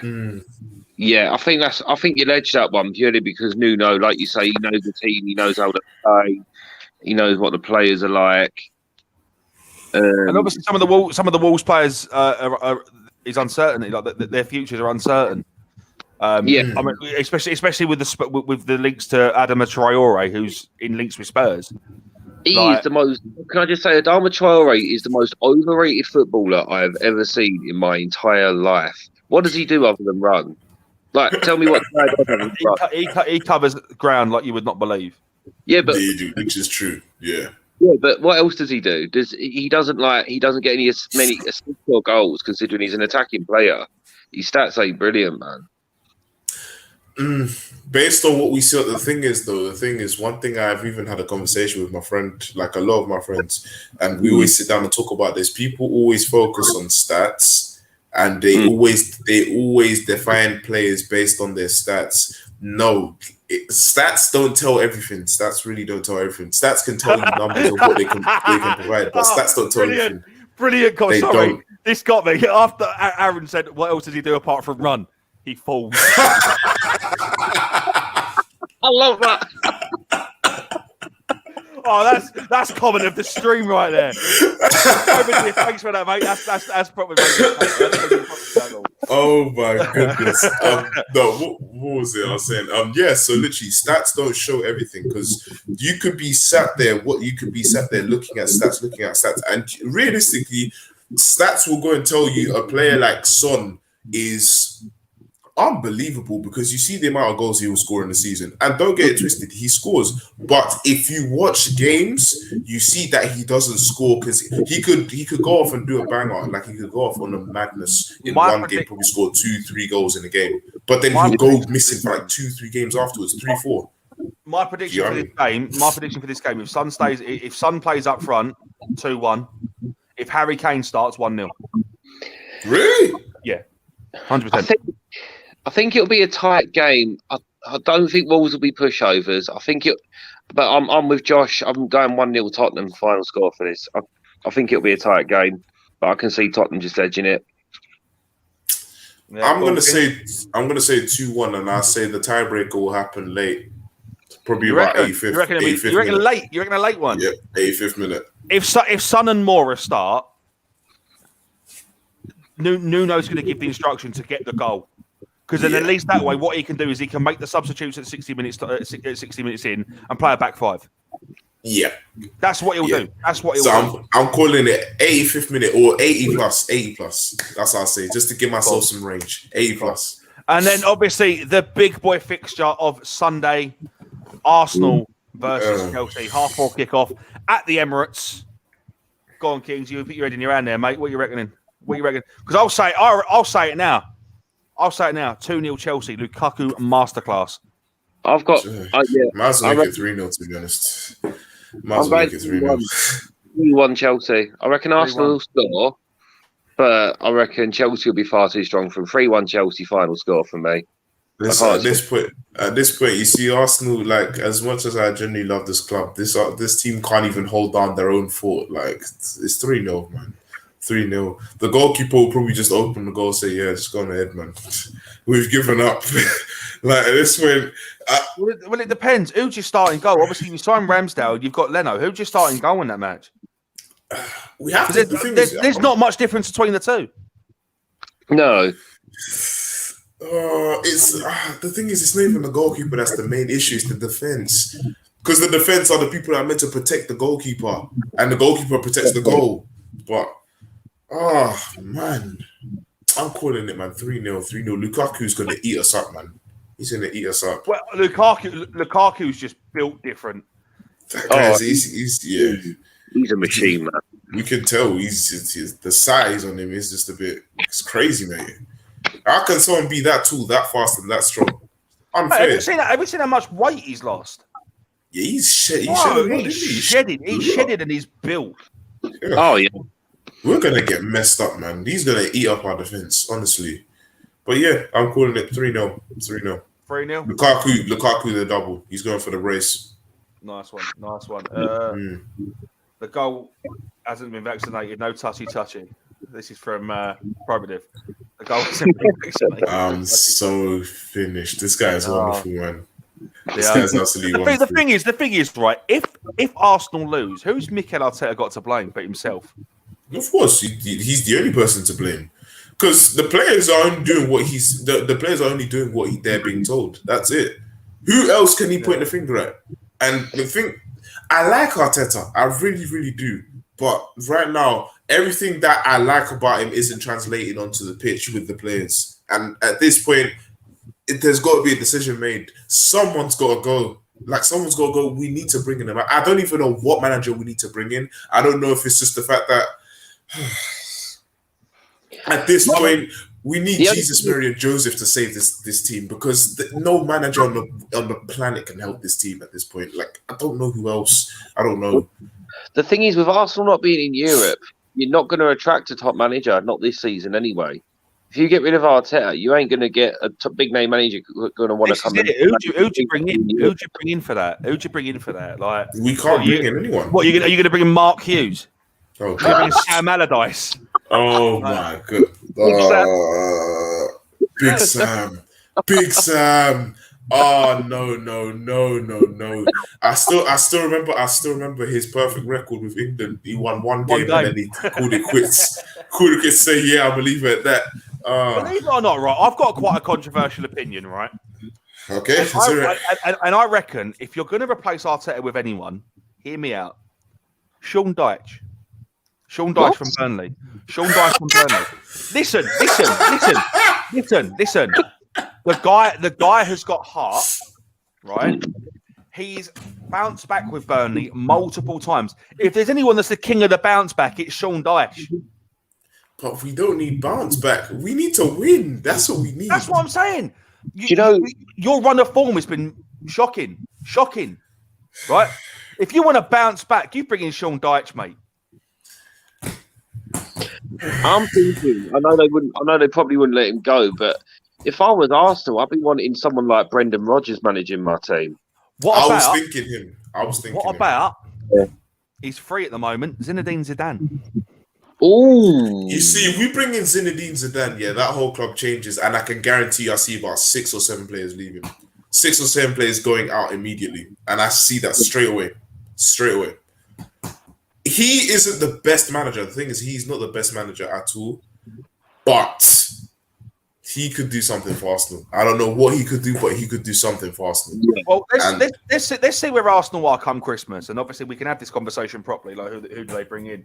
But as for right now, I want to move on to what perhaps the most interesting fixture of this week, and it's on Monday night, 8:00 kickoff, West Ham versus Leicester. That's going to be a game. That's going to be a game. That's going to be a game. Oh my goodness! Right, as you got a well-rested West Ham against a well-rested Leicester. That is going to be a game. Do you know what? This is the one thing I see. I see beers, I see snacks, hot dogs, and a whole load of cheering. That's going to be a game. First game back at the London Stadium as well. Do you know what? I'm going to call it. I'm going to say 2-1 West Ham. 2-1 West Ham? Oh, that is good. I'll give 2-1 Leicester. Teams struggle when they have got West Ham fans singing "I'm Forever Blowing Bubbles" at the top of their voices. I mean, as a West Ham fan, I mean, it's hard to predict this one because you never know with Leicester, do you? What you're going to get. It's like we beat them twice last season, but they're one of them teams. And they still want to win the FA Cup. Exactly. I mean, this game, I'm going for what I take and what I think, and I'm going 2-2. As a West Ham fan, I reckon it'll be 2-2. It'll be an exciting game of football, and the draw will be the right result, I think, for these two teams. Bold. Do you know what I'd like to see? Do you know what I'd like to see out of that game? If possible, I want to see if Patson Daka would actually be able to play in that game. I want to see how he plays. I really do. I want to see how Patson Daka plays. I want to see Iheanacho play. I want to see like a whole jamboree of players. I want to see how Tielemans is just showing out. That's what I want to see out of that game. I want to see so much happening for that game. Oh my god! I want to see how Areola performs in goal. Oh my goodness! Yes. There we go. Right, we're going to take our last break. We'll be back after this. If you want to get in touch with us, you can call us on 07852 473 473. We are on Instagram and Twitter at Relaks Radio. We are live on Facebook, Twitter, Instagram, and on YouTube. Got any comments? Leave them down below, and we'll pull your comments up just like this. Bring in Hulk, better chance. There we go. We'll be back after this short one here on Relaks Radio. Good afternoon. Where am I? There we go. Good afternoon. We've seen it, right? If an owner of a large public traded company does something wrong, irrelevant of what that company does or how valuable that company is, the stock generally falls into a pool of nothing, right? Because in a public company where the stock is traded openly on the stock exchange, the value of that stock is driven by supply and demand, it's driven by emotion, it's driven by news, it's driven by quite a lot of variables over and above the actual accounting or total net worth of that company. I mean, we've seen it, right? If an owner of a large public traded company does something wrong, irrelevant of what that company does or how valuable that company is, the stock generally falls into a pool of nothing, right? And the company may still have value and may still be doing quite a good things.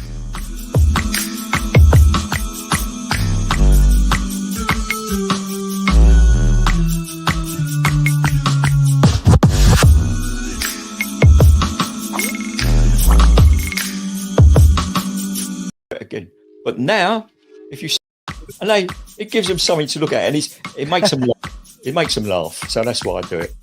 Oh, and it could be a really good pickup line as well.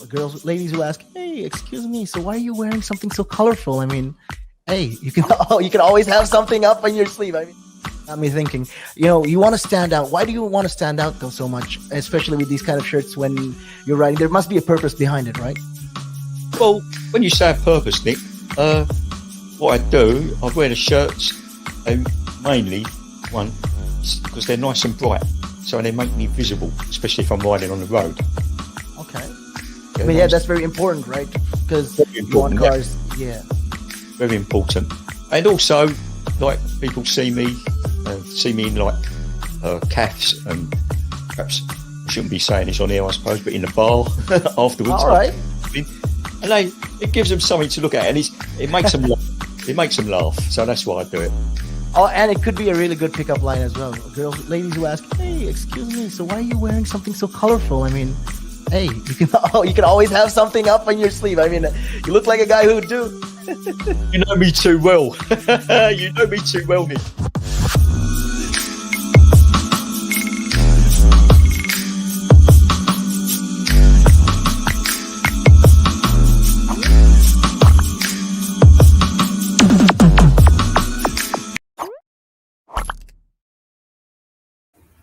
Welcome back to the final segment of the Final Whistle, where we talk all things football. We've just gone over our predictions for the upcoming fixtures. I suppose this last little 10-15 minute segment is just final thoughts on the way football's been the past couple of weeks. Obviously, we've seen some shock results. We've seen some transfers we didn't expect, like with Danny Ings going to Aston Villa. Well, yeah. In terms of the transfer window, who so far for you has had the best transfer window? Aston Villa.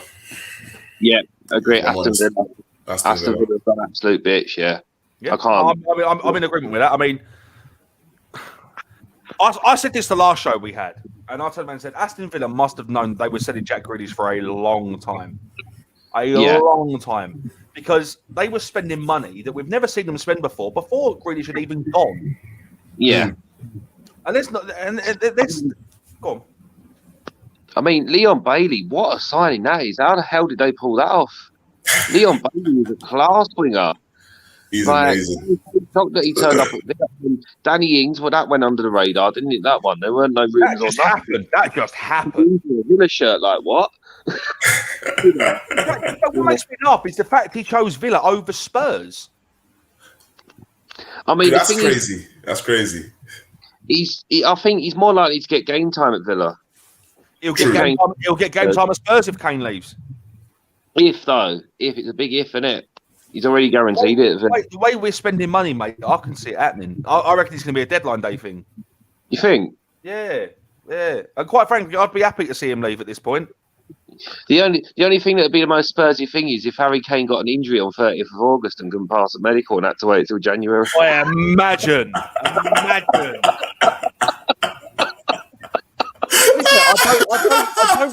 I don't think injuries count towards medicals. I think that's just it's an overall health medical. I don't think they take into consideration injuries and stuff, because otherwise, when Gareth Bale signed for us again, he was injured when he signed for us on that loan deal. True. Do you know what I mean? Like, that wouldn't have gone through. But I mean, no,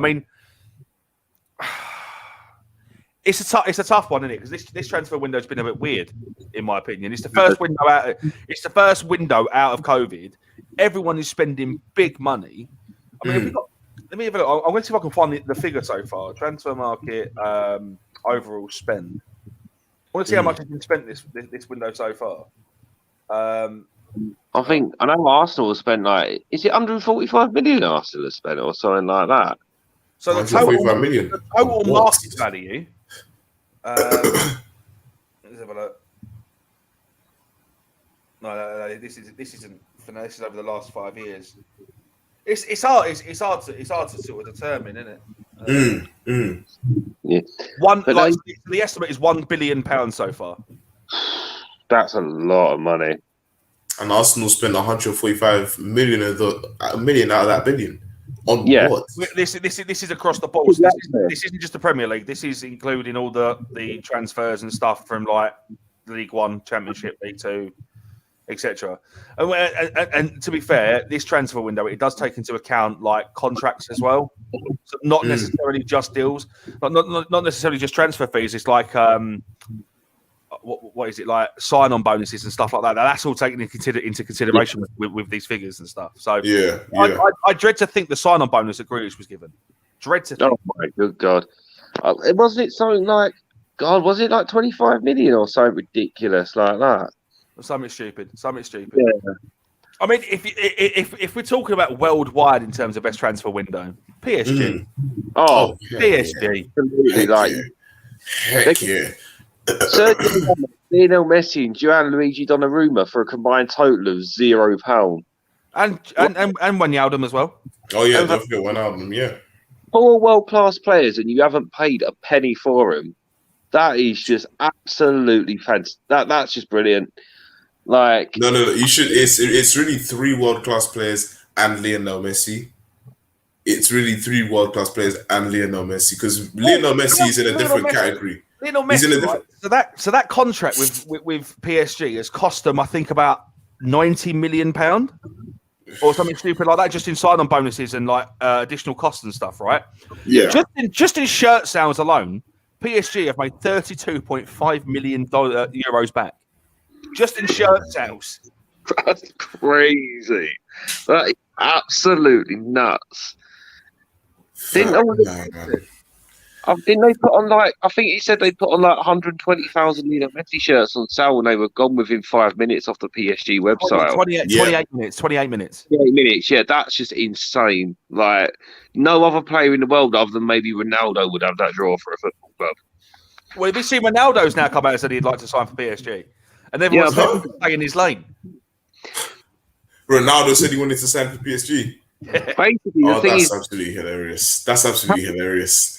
The thing is, next year, apparently, like the rumor is, apparently Mbappe wants to go Real Madrid, and then Ronaldo's going to join PSG. But I don't see it happening. I don't see it happening. I feel like Mbappe shouldn't even join Real Madrid anyway. I feel like it's too soon. It's way too soon. To be fair, I think the price tag they put on Kylian Mbappe is too unrealistic for someone of his age. Yeah. How much? What's the price tag for him? 262 million. Yeah, you can forget about it. You can forget about it. Ridiculous. You can forget about it. I mean, listen, I get it. Mbappe, World Cup winner, world class player, 100% world class player. Oh, the Euros, though, didn't he? Let's not talk about that penalty miss, shall we? Let's not talk about that. That definitely took a dip in his value. But as we already know, he's achieved a lot at such a young age. But it doesn't. His price tag is absolutely insane. He is not 225 for however much the price tag is. He's not worth that much. He realistically, I feel like he needs to play out a lot more time in PSG and really become mature as a striker and mature as a player. In fact, because right now he's arrogant. Right now he's arrogant because he feels like he's done so. He's made it. If you get what I mean, I've already won the World Cup. Like, what have you been doing? No, sir. You haven't matured completely as a striker. And I feel like one thing that will get in the way of his growth and his progress is his ego. And he needs to really put that to the side. He really needs to put that to the side. You know? Yeah, he does. So 100%. Like, you look at PSG's outfit now. They've got Sergio Ramos, Gianluigi Donnarumma, Neymar, Mbappe, Messi, and I guarantee they still don't win Champions League. Well, I mean, that's an ex-Spurs manager. That would be quite Spursy, wouldn't it? Pochettino winning the Champions League. Of course.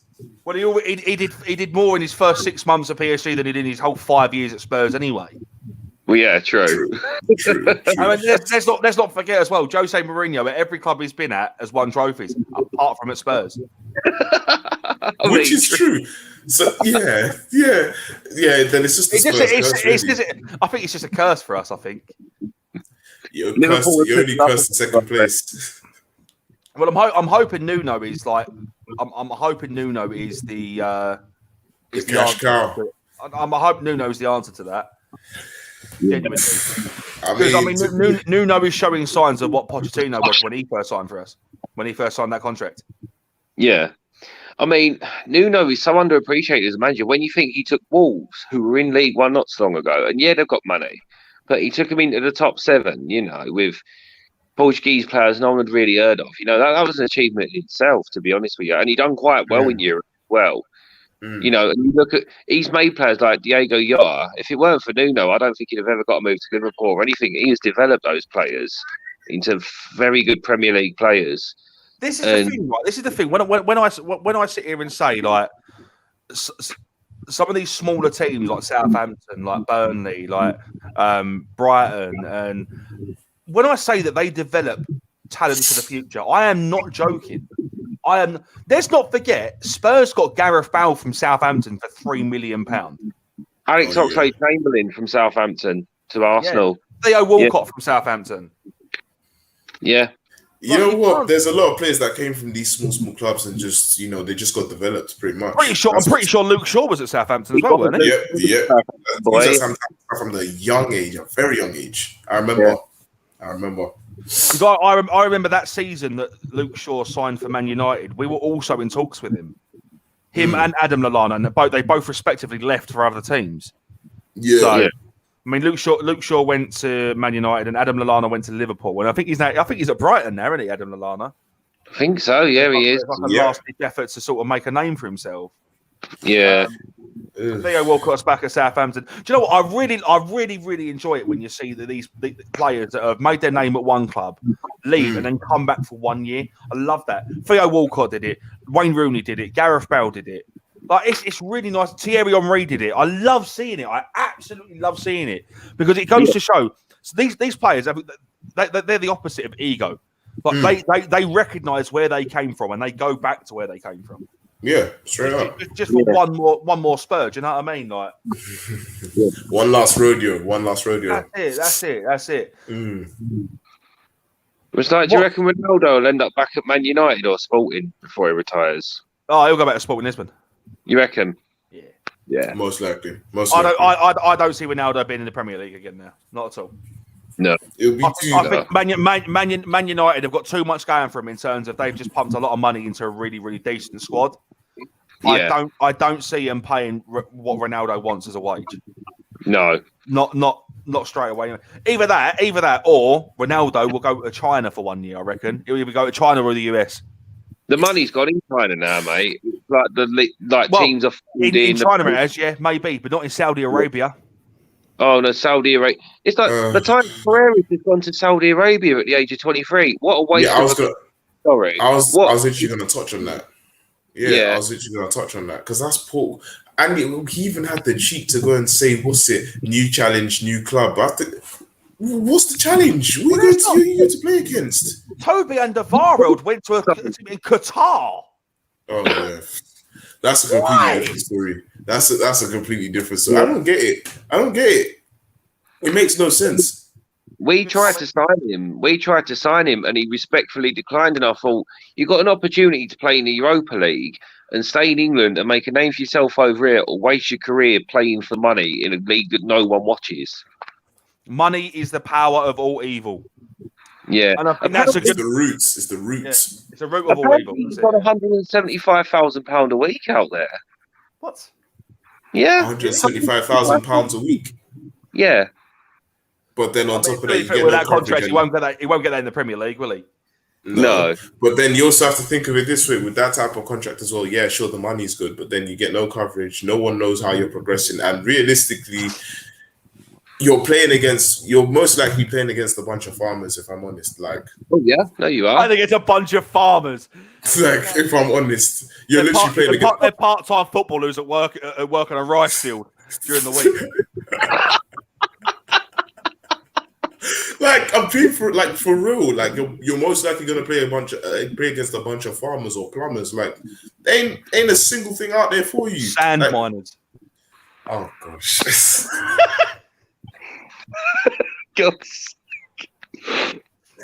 They build man-made islands during the week, and then they play football once. They train once a week and play football at the weekends for 350 quid. For goodness sakes! No, honestly, it makes no sense. These stupid transfers are it makes no sense. Honestly, go to Saudi league. Today's market is a bit of a joke, but I think a good way to end this would be to say that players will go where the money is. There's no such thing as loyalty to one club. I mean, you get it. There have been very, very, very few cases in terms of that. Like Ledley King did it. Mark Noble's done it. He's retiring at the end of the season. What a career he's had. Yeah. Matt Letizia as well, stayed at Southampton his whole career. Yeah. Regardless, he was on a world-class player, stayed at Southampton. Currently, Mark Noble's about to pull it off as well. Yeah, Mark Noble's done it. Well, he's like I said, he's retiring at the end of the year, isn't he? Who else is there? There's not many. There's not many one club men, is there? I mean, No. James Ward-Prowse is looking like he's going to see his contract out at Southampton and retire there. Oh, Michael Carrick. What about Michael Carrick? He played for Spurs, mate. Oh, yeah. He left us. He left us for United for £32 million, which was £32 million, which was good money when he went. Same as Dimitar Berbatov, mate. Yeah, I remember. And he also played for Fulham as well. Yeah. Jamie Carragher and Gary Neville were one club men. I was just yes. Yeah, they were one club men. Yeah. There's not many of them. I personally do not think there is such thing as loyalty to a club, except in exceptional circumstances, right? And I think a good way to end off would be to say that money is the root of all evil in football. Indeed. 100%. Anyways, guys, that is the end of the episode. We've had a really, really good conversation. We've touched on all things from transfers to results to predictions. We'll see how the results end out, I reckon. And then next week we can talk about them. We can talk about it. But guys, thank you very, very much for tuning in. This is the final whistle. We are broadcast live on Relaks Radio every Saturday from 11 a.m. to 1 p.m. British Standard Time. If you want to get involved in the conversation, you can drop your comments down below. Comment on if you're watching this on Monday, Tuesday, or during the week. Leave your comments down below, and we'll address them. We'll address them in the next episode. That's for right now. Thank you very, very much for watching. Keep tuned to Relaks Radio for some interesting conversation, your daily dose of conversation here on Relaks Radio, and we will see you next week. Adios. Adios. See you later.